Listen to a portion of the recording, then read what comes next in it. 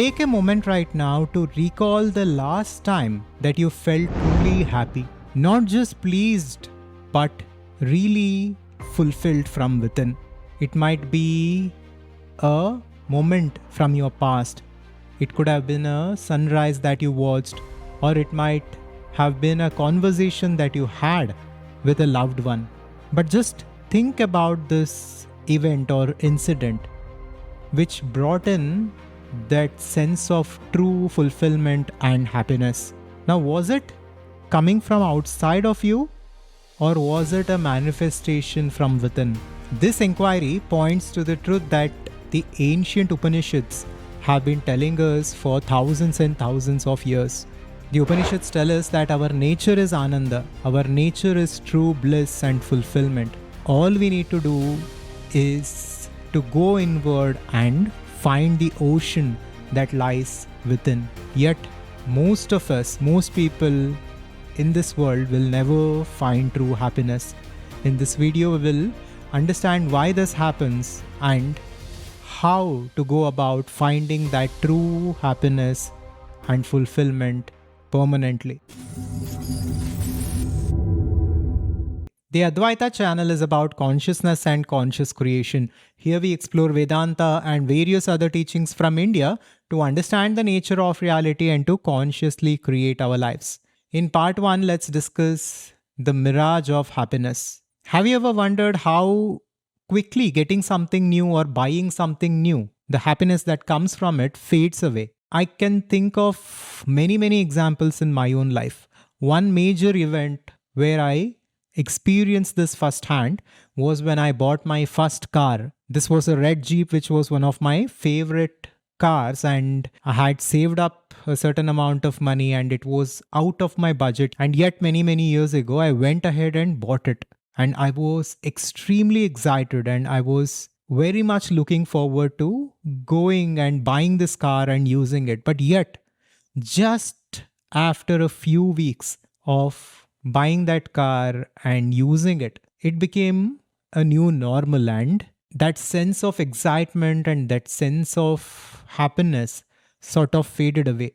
And in fact, along with that sense of attachment and happiness, what I noticed was a sense of fear, because the day I bought my car, I had to park it outside in an open parking because we were staying at a hotel. And at that time, I could sense that fear within me. This is what happens for all of us. When we become overly attached to different things, fear takes over. And not only this, the sense of excitement and happiness is very temporary and it fades away. But that is not the point of this video. The point of this video is to uncover the nature of happiness and uncover the science through which we can attain happiness. Now think about any instance in your life where you were excited to buy a certain thing, whether it might be a new phone or a new vehicle or anything else. That temporary sense of happiness that you got when you bought it, which soon faded away, did that happiness actually come from that external object? Just look at this deeply and think about this objectively. Did the external object actually bring in the happiness, or was happiness something which was always there that simply got manifested because of that external purchase? This is not our mistake. We have been conditioned in this way by the society, by our parents, by the people around us, and by our peers. We have been conditioned to depend on external things for our happiness. When we were young, it was the grades that we were supposed to get. After that, it was a job. After that, it was marriage and a career and so on. So, society conditions us in this way to seek happiness from the external world. And we never question this assumption and conditioning. This pattern of external chasing is not new. It's something both ancient wisdom and modern science have observed. Despite unprecedented access to material comforts, technological advancements, and entertainment, global happiness metrics are not improving at all. Studies show that many wealthy nations with high standards of living still struggle with the epidemics of depression, anxiety, and loneliness. This mirrors what Vedantic texts identified thousands of years ago as our fundamental misunderstanding of the nature of happiness. Psychologists call this phenomenon hedonic adaptation.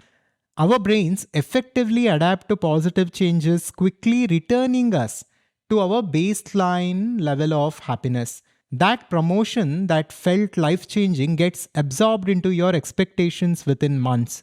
This creates what philosophers call the hedonic treadmill. We keep running toward new experiences and achievements, yet never arrive at lasting fulfillment. The ancient Vedanta teaches us that the mind projects happiness on external objects and circumstances and makes us chase those circumstances and objects. Throughout all this, we never deeply question the nature of happiness. We never look at it deeply. That is the problem. So let's begin to look at this deeply. Part 2 is about Avidya, the veil of ignorance. The Upanishads tell us that we have a fundamental misconception about the nature of reality, the nature of happiness, and the nature of self, or who we are. Basically, as per Advaita Vedanta, everything is one. We are that ultimate reality or the ultimate source of happiness that we are looking for. As per the Upanishads, we are not the body or the mind, but we are the infinite consciousness whose nature is Ananda or pure bliss. And this ocean of happiness, which is who we are, which is our own essence, is that which manifests in a tiny proportion when we seek fulfillment from external objects and the external world. So, no matter how much we achieve in the external world, we don't seem to get that fulfillment because fulfillment is not there in the external object. The external things and objects sometimes simply act as a stimuli for us to experience a tiny aspect of happiness that already resides within us. This is why most of humanity is unhappy today. As per the Upanishads, we must shift our attention and focus from the external reality to the internal reality where that ocean is directly accessible to us. Consider how you describe yourself. You identify with your body, thoughts, memories, personality traits, social roles, etc. According to Vedanta, these changing aspects do not constitute your true nature. This identification with limited aspects creates an artificial sense of separation and lack, leading directly to the persistent feeling of incompleteness that drives our external pursuits. This is why we never feel truly happy. No matter what we do and no matter what we get, there is always this deep sense of craving within each and every one of us. There is a deep sense of scarcity and incompleteness because we want to attain that absolute happiness, but yet our approach itself is wrong. Let's take the example of one of the greatest singers of this century, who was Michael Jackson. Just look at this person's life. Such a wonderful voice, such a wonderful talent, and he had everything. He had name, he had fame, he had money, and everything that he wanted, he could have bought. But yet, he could not stay with it for long, and he had to end his own life. Why does this happen? Why, even though we have everything, we are not able to get that sense of deep fulfillment? The Upanishads describe this misidentification as taking appearance to be reality. We mistake the changing phenomena for the unchanging consciousness underlying all experience. It is similar to becoming so absorbed in the movie characters that you forget you're watching images projected on a screen. We become identified with our experience's content while forgetting the awareness in which all experience occurs. And all this happens because of avidya or deep-seated ignorance within us. which separates us from the ultimate reality that we actually are.